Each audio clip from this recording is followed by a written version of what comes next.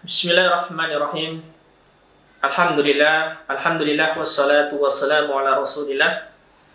Segala puji hanya milik Allah Subhanahu wa taala. Pemirsa Dakwah TV yang telah dirahmati oleh Allah Subhanahu wa taala. Mari kita senantiasa bersyukur kepada Allah Subhanahu wa taala yang dimana Allah Subhanahu wa taala banyak memberikan kita berbagai kenikmatan-kenikmatannya. Di antaranya ada kenikmatan sehat, ada kenikmatan iman, kenikmatan hidayah. Yang mudah-mudahan kenikmatan tersebut dikekalkan oleh Allah Subhanahu wa taala sampai kita bertemu dengan Allah Subhanahu wa taala. Lalu yang selanjutnya, di sini saya ingin sedikit menjelaskan amalan-amalan yang bisa mendatangkan syaitan ke dalam diri manusia. Banyak di antara kita yang tidak melihat bahwasanya amalan tersebut bisa mendatangkan syaitan. Dikarenakan apa? Keterbatasannya dengan ilmu. Banyak di antara kita yang malas untuk menuntut ilmu. Ya. Maka banyak yang tersesat. Banyak yang dimana dia mengamalkan sesuatu, lalu amalan tersebut ternyata tidak pernah ada contohnya dari Nabi kita Muhammad SAW. Saudaraku, Dakwah TV yang telah dirahmati oleh Allah Subhanahu wa taala. Amalan yang pertama yang bisa mendatangkan syaitan adalah amalan kesyirikan. Amalan kesyirikan. Yang dimana seseorang tersebut menyekutukan Allah Subhanahu wa taala. Misalnya apa? Bertapa, lakukan perjanjian dengan syaitan atau dengan wali-walinya. Ya. Misalnya dia bertapa di tengah hutan, ini melakukan perjanjian dengan syaitan langsung. Ada juga di antara kita yang dimana mendatangi wali-wali syaitan. Apa itu wali syaitan? Para dukun. Mereka meminta sesuatu kepada dukun. Ini amalan-amalan yang dimana bisa mendatangkan syaitan masuk ke dalam diri manusia. Lalu mempercayai apa? Tempat-tempat keramat. Dia memuja di situ kepada syaitan dari kalangan jin. Kerjasama dengan syaitan dari kalangan jin. Ini juga termasuk amalan yang dimana bisa mendatangkan syaitan masuk ke dalam diri manusia tersebut. Karena sesungguhnya seseorang bekerja sama dengan jin atau jin bekerja sama dengan syaitan, ini salah satu kesyirikan dan amalan yang tidak dibolehkan oleh Allah Subhanahu wa taala. Allah Subhanahu wa taala berfirman di dalam surah Al-Jin ayat yang ke-6, "Wa annahu kana rijalun minal ins ya'udzuuna bi rijalin minal jin fasaduhum rahaqa." Kata Allah Subhanahu wa taala, dulu ada seorang manusia yang kerjasama dengan jin. Lalu Allah Subhanahu wa taala berikan dia kesalahan dan dosa. Ini dalil bahwasanya kerjasama dengan jin ini adalah suatu dosa besar yang dimana bisa mengakibatkan syaitan masuk ke dalam diri manusia tersebut. Maka ya ikhwah, kita harus senantiasa bertawakal kepada Allah Subhanahu wa taala. Tatkala kita meminta hanya kepada Allah, iyyaka na'budu wa iyyaka nasta'in. Menyembah, meminta hanya kepada Allah Subhanahu wa taala. Tidak kepada selain Allah Subhanahu wa taala. Nah, ini amalan yang bisa mendatangkan syaitan, yaitu amalan kesyirikan. Apapun bentuk kesyirikan, ini bisa mengakibatkan syaitan masuk ke dalam diri manusia. Nah, kesyirikan yang lainnya apa? Tatkala manusia menyimpan zimat. Menyimpan apa? Benda-benda yang dimana dikeramatkan, benda-benda yang dimana kita meyakini bahwasanya benda tersebut mendatangkan manfaat dan bisa menolak mudarat. Tatkala kita meyakini benda-benda tersebut untuk penjaga rumah, ya, untuk apa? Untuk menaikkan aura kita. Nah, ini termasuk kesyirikan. Tahukah engkau ya ikhwah, bahwasanya benda-benda tersebut itu ada khodamnya. Apa itu khodam? Jin pembantu. Dan jin tidak akan gratis begitu saja. Dia akan meminta sesuatu kepada Anda, kepada antum semua.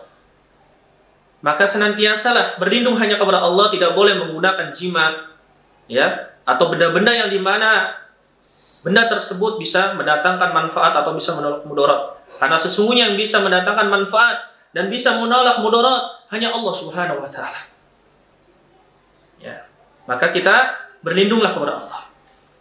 Nah, ini semua yang saya jelaskan tadi, ini adalah bentuk-bentuk kesyirikan yang tidak boleh kita lakukan. Karena tatkala kita melakukan kesyirikan, maka kita terjebak di mana jebakan itu adalah jebakan syaitan dari kalangan jin, yang dimana bisa mendatangkan murkanya Allah Subhanahu wa taala. Lalu yang selanjutnya, amalan-amalan yang tidak pernah ada contohnya dari agama kita, dari Rasulullah SAW, yang dimana apa-apa yang dicontohkan oleh Nabi kita Muhammad SAW, apabila kita lakukan di situ ada keberkahan. Namun banyak di antara kita yang melakukan amalan, ya, mereka meyakini bahwasanya amalan tersebut bisa mendatangkan, ya, manfaat. Namun ternyata di dalamnya amalan tersebut tidak ada contoh dari Rasulullah SAW. Seperti halnya apa? Memuja kuburan, meminta kepada kuburan, ya, membawa air ditaruh di atas kuburan.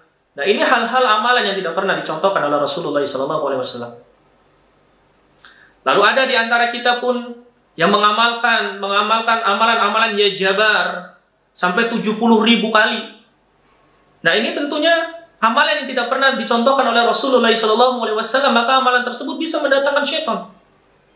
Syaitan juga ada yang namanya Al-Jabar, ya. Ada tamu di antara tamu kita, ya, yang datang ke rumah kita. Itu ada juga syaitan yang namanya, ya, Jabar. Dikarenakan apa? Orang tersebut mengamalkan ya jabar sampai 70.000 kali. Nah, amalan seperti ini maka tidak dianjurkan untuk kita, karena tidak ada contohnya. Di dalamnya tidak ada keberkahan. Ada juga yang mengamalkan surah Al-Ikhlas, ya, 114 kali misalnya. Ini juga tidak ada contohnya dari Rasulullah SAW. Yang dimana amalan tersebut bisa mendatangkan syaitan masuk ke dalam diri seseorang yang mengamalkan amalan tersebut.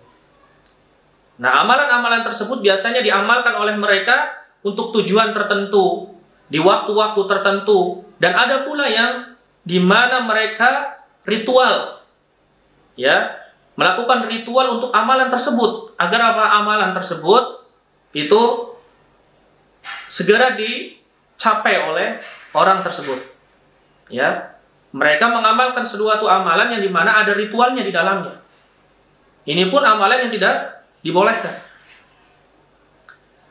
Lalu ada juga di antara kita yang dimana belajar silat, ya, belajar silat, namun ada isian khodam. Apa itu khodam? Khodam itu bahasa sana, ya, bahasa Arab. Kalau di bahasa kita itu jin pembantu, ya. Ada juga di antara kita, teman-teman kita yang belajar silat, lalu diisi khodam, ya, melakukan ritual-ritual di jam-jam tertentu, misalnya di jam 12 malam, ya, setelah kenaikan sabuk, lalu dimasukkan ke air, lalu dibacakan ritual-ritual tertentu, jampi-jampi tertentu, lalu badan orang tersebut memiliki kekuatan yang dimana kekuatan super. Nah, ini juga termasuk. Hakikatnya dia menggunakan kekuatan syaitan. Hakikatnya dia kerjasama dengan syaitan karena mengamalkan sesuatu tidak ada contohnya dari Rasulullah SAW. Jadi, tatkala seseorang mengamalkan sesuatu tidak ada contohnya dari Rasulullah SAW, maka syaitan yang akan turun mendatangi dia lalu masuk ke dalam tubuhnya. Kata Nabi kita Muhammad SAW bersabda, "Man 'amila 'amalan laisa 'alaihi amruna fahuwa raddun." Barang siapa seseorang yang melakukan suatu amalan yang tidak ada contohnya dari urusan agama kami, agama Islam tentunya, maka Allah Subhanahu wa taala tidak meridhoinya. Melainkan siapa yang meridhoi amalan tersebut? Yaitu syaitan dari kalangan jin.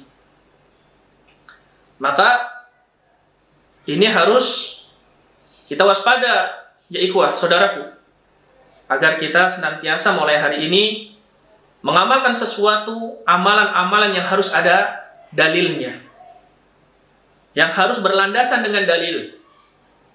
Tidak boleh kita mengamalkan sesuatu yang tidak ada dalilnya.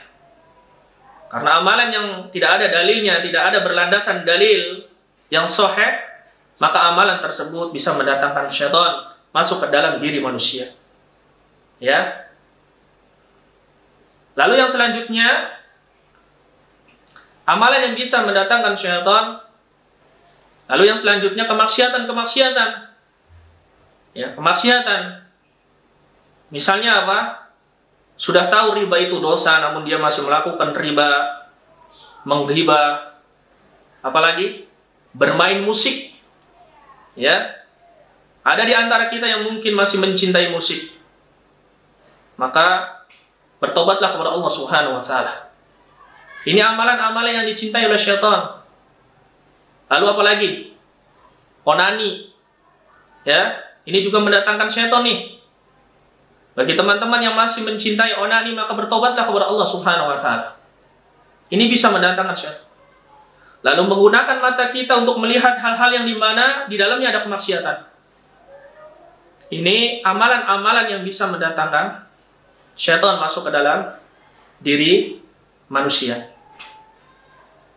Mudah-mudahan kita senantiasa dilindungi oleh Allah Subhanahu wa Ta'ala dari amalan-amalan tersebut.